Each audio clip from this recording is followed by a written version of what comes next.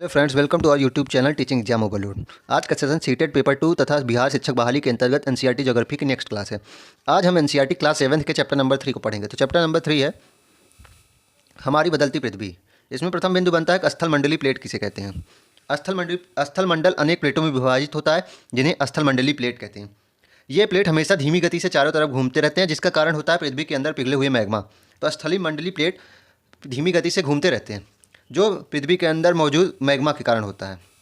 Plate की इस गति के कारण पृथ्वी की सतह पर परिवर्तन होता है। पृथ्वी की गति को उन बलों के आधार पर विभाजित किया जाता है जिनके कारण ये गतियाँ उत्पन्न होती हैं। तो पृथ्वी की गति को उन बलों के आधार पर विभाजित किया जाता है जिनके कारण ये गतियाँ उत्पन्न होती हैं। जो बल पृथ्वी के आंतरिक भाग में घटित होते हैं उन्हें अंतर्जनित बल कहते हैं, तथा जो बल पृथ्वी की सतह पर उत्पन्न होते हैं उन्हें बहिर्जनिक बल कहते हैं।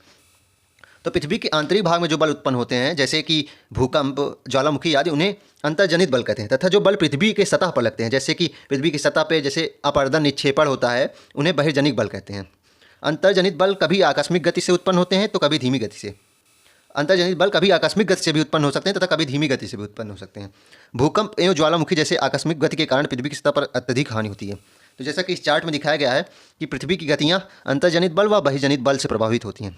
अंतर्जनित बल में आकस्मिक बल होते हैं तथा पटल विरूपण बल होते हैं। आकस्मिक बल जैसे भूकंप, ज्वालामुखी या भूस्खलन जो पृथ्वी के अंदर होते हैं, तथा पटल विरूपण बल जैसे पर्वत निर्माणकाली बल, तथा बहिर्जनित बल जो पृथ्वी की सतह पर होते हैं जैसे अपरदन और निक्षेपण।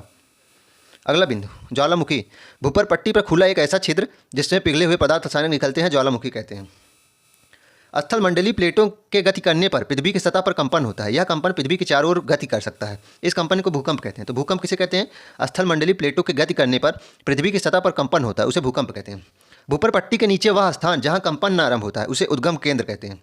तो भूपर पट्टी के नीचे का वह स्थान जहाँ कंपन आरंभ होता है उसे उद्गम केंद्र कहते हैं, तथा उद्गम केंद्र के भूसतह पर उसके निकटतम स्थान को अधिकेंद्र कहते हैं।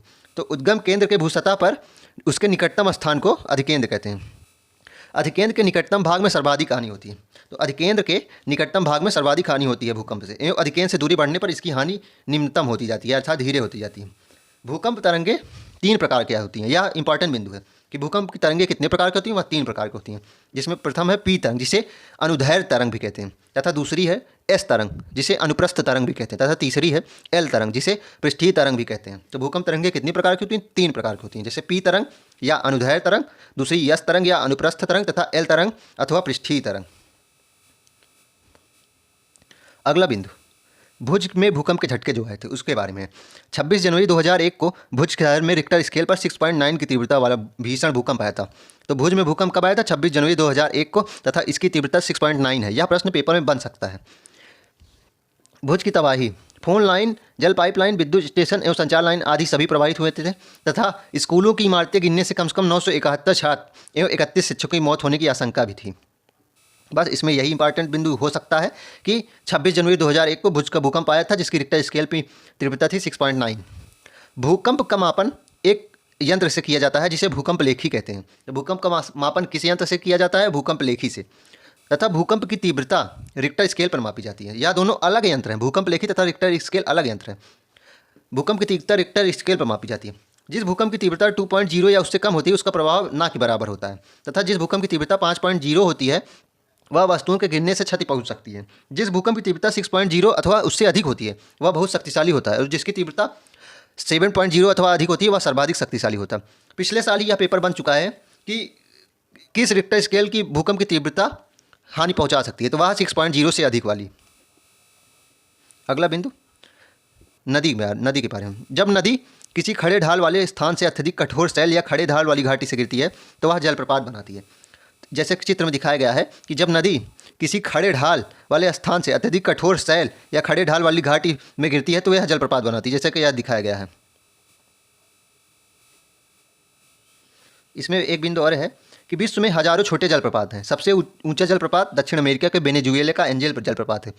तो सबसे ऊंचा जलप्रपात कौन सा है? वह दक्षिण अफ्रीका के वेनेजुएला का एंजल जलप्रपात। अन्य जलप्रपातों में उत्तरी अमेरिका में कनाडा तथा संयुक्त राज्य अमेरिका में सीमा पर स्थित नियाग्रा जलप्रपात है। अन्य एक इंपॉर्टेंट और जलप्रपात है, वह कनाडा तथा संयुक्त राज्य अमेरिका की सीमा पर स्थित है नियाग्रा जलप्रपात, तथा अफ्रीका में जाम्बिया और जिम्बाब्वे की सीमा पर स्थित विक्टोरिया जलप्रपात। नेक्स्ट बिंदु यह है कि जब नदी मैदानी क्षेत्र में प्रवेश करती है तो वो मोड़दार मार्ग पर बहने लगती है, जैसा कि यह इसमें दिखाया गया है, ये मोड़दार मार्ग, तथा नदी के इन्हीं बड़े मोड़ों को विसर्प कहते हैं। नदी के इन बड़े मोड़ों को विसर्प कहते हैं। इसके बाद विसर्पों के किनारों पर लगातार अपरदन एवं निक्षेपण शुरू हो जाता है। विसर्प लूप के सिरे निकट आते जाते हैं। समय के साथ विसर्प लूप नदी से कट जाते हैं और एक अलग झील निर्माण करते हैं जिसे चाप झील कहते हैं। यह प्रश्न पेपर में आ चुका है कि विसर्प एवं चाप झील किसे कहते हैं। तो जब नदी मैदानी क्षेत्र में प्रवेश करती है तो वह मोड़दार मार्ग पर बहने लगती है। इन्हीं मोड़दार मार्गों को विसर्प कहते हैं एवं जब ये मोड़दार विसर्प नदी से अलग हो जाते हैं तो उसे चाप झील कहते हैं। अगला बिंदु, समुद्र तक पहुँचते पहुँचते नदी का प्रवाह धीमा हो जाता है तथा नदी अनेक धाराओं में विभाजित हो जाती है, जिसे वितरिका कहते हैं। यह भी प्रश्न बन चुका है कि वितरिका किसे कहते हैं। तो समुद्र की सतह तक पहुँचते पहुँचते नदी का प्रवाह धीमा हो जाता है तथा यह अनेक धाराओं में विभाजित हो जाती है। इसी विभाजित होने को वितरिका कहते हैं। अगला बिंदु, समुद्री तरंग के अपरदन एवं निक्षेपण तटीय स्थलाकृतियाँ बनाते हैं। समुद्री तरंगें लगातार सैलों से टकराती रहती हैं जिससे दरार विकसित हो जाती है। समय के साथ ये बड़ी और चौड़ी हो जाती है जिनकी समुद्री गुफा कहते हैं। जैसे कि इसमें दिखाया गया कि ये चट्टान पहले थी तथा ये समुद्र था, इसमें कोई दरार नहीं थी, पर समय के साथ जब ये टकराती जाती हैं तो इसमें दरार पहले उत्पन्न होती है, फिर यह दरार और लंबी और चौड़ी हो जाती है जिसे समुद्री गुफा कहते हैं। इन गुफाओं के बड़े होते जाने पर इनमें केवल छत ही बचती है। जैसे कि यहाँ दिखाया गया है कि इन गुफाओं के बड़े होते जाने पर इसमें केवल छत ही बचती है जिसे तटीय मेहराब कहते हैं। यह प्रश्न भी बन चुका है तटीय मेहराब किसे कहते हैं। तो जब समुद्री गुफाओं के बड़े होते जाने पर उनमें केवल छत ही बचती है तो उसे तटीय मेहराब कहते हैं। तथा लगातार अपरदन छत को भी तोड़ देता है और केवल दीवार बचती है जिसे स्टैक कहते हैं। यह भी प्रश्न बन चुका है कि स्टैक किसे कहते हैं।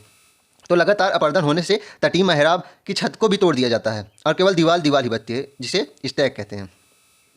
समुद्री जल के ऊपर लगभग ऊर्ध्वाधर उठे हुए ऊंचे शैली तटों को समुद्री भृगु कहते हैं। समुद्री भृगु किसे कहते हैं? समुद्री जल के ऊपर लगभग ऊर्ध्वाधर उठे हुए ऊंचे शैली तटों को। अगला बिंदु, रेगिस्तान में आप छत्रक के आकार के सेल देख सकते हैं जिन्हें सामान्य छत्रक सेल कहते हैं। यहाँ प्रश्न बन चुका है कि छत्रक सेल किसे कहते हैं। तो रेगिस्तान में आप छत्रक के आकार के सेल देख सकते हैं जिन्हें सामान्य छत्रक सेल कहते हैं। पवन सेल के ऊपरी भाग की अपेक्षा निचले भाग को आसानी से काटती है। तो पवन सेल के ऊपरी भाग की अपेक्षा निचले भाग को आसानी से काटती है, इसलिए ऐसी सेल के आधार संकीर्ण एवं शीर्ष विस्तृत होते हैं। तो इनके जो बेस होते हैं अर्थात नीचे का पार्ट होता है वो थोड़ा सा संकीर्ण होता है तथा इनका शीर्ष का भाग विस्तृत होता है क्योंकि पवनें सेल के निचले भाग को ज़्यादा आसानी से काट पाती हैं।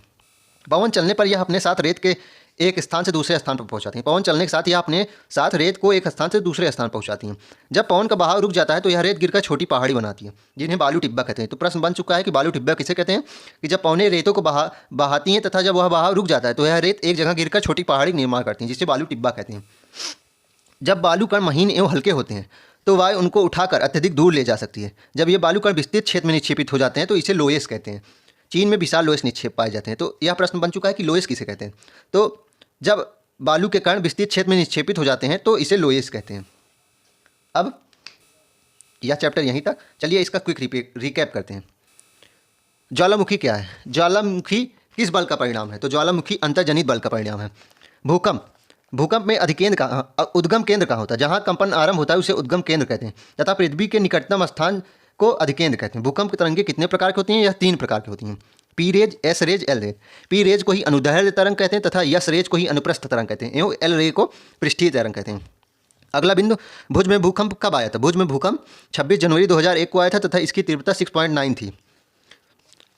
नेक्स्ट बिंदु, भूकंप मापने का यंत्र क्या है? वह है भूकंप लेखी एवं इसकी तीव्रता मापने का यंत्र है रिक्टर स्केल तथा 6 से ऊपर का भूकंप शक्तिशाली होता है एवं 7 से अधिक का भूकंप सर्वाधिक शक्तिशाली होता है।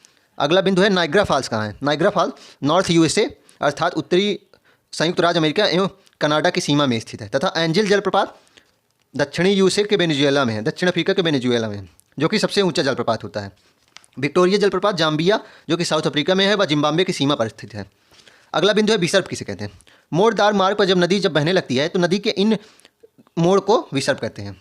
तथा आर्क झील जिसे कहते हैं आर्क झील, चापाकार झील एवं गोखुर झील तथा छाड़न झील, ये सभी नाम है। विसर्प किनारे पर जब लगातार अपरदन व निक्षेपण होने लगता है तो ये विसर्प जो कट जाते हैं झील से, उन्हें विसर्प जब कट जाते हैं नदी से तथा एक अलग झील का निर्माण करते हैं उसे चाप झील कहते हैं, जिसे आर्क झील भी कहते हैं, गोखुर झील भी कहते हैं तथा छाड़न झील भी कहते हैं। बनाता है समुद्री गुफा, समुद्री तरंगे जब चट्टान से टकराकर छेद कर देती हैं तथा समय के साथ ये बड़े हो जाते हैं और गुफा बन जाते हैं तो इन्हें समुद्री गुफा कहते हैं। तटीय मेहराब किसे कहते हैं? जब ये गुफाएं समुद्री में आच्छादन से केवल छती बचती है तो यह तटीय मेहराब कहलाती है। तथा स्टैक, जब यह तटीय मेहराब की छत भी अपर्दन हो जाता है तो ये केवल दीवारें बचती हैं तो उसे स्टैक कहते हैं। अगला बिंदु, छत्रक शैल किसे कहते हैं? रेगिस्तान में छत्रक के आकार के बलुए शैल होते हैं। इनका आधार संकीर्ण होता है तथा शीर्ष विस्तृत होता है। अगला बिंदु, बालू टिब्बा किसे कहते हैं? बालू टिब्बा रेत की छोटी पहाड़ी को कहते हैं। चलिए आज का सेशन यहीं तक। कल हम क्लास के किसी और चैप्टर को पढ़ेंगे। तब तक हमारे चैनल को लाइक करें, सब्सक्राइब करें। धन्यवाद।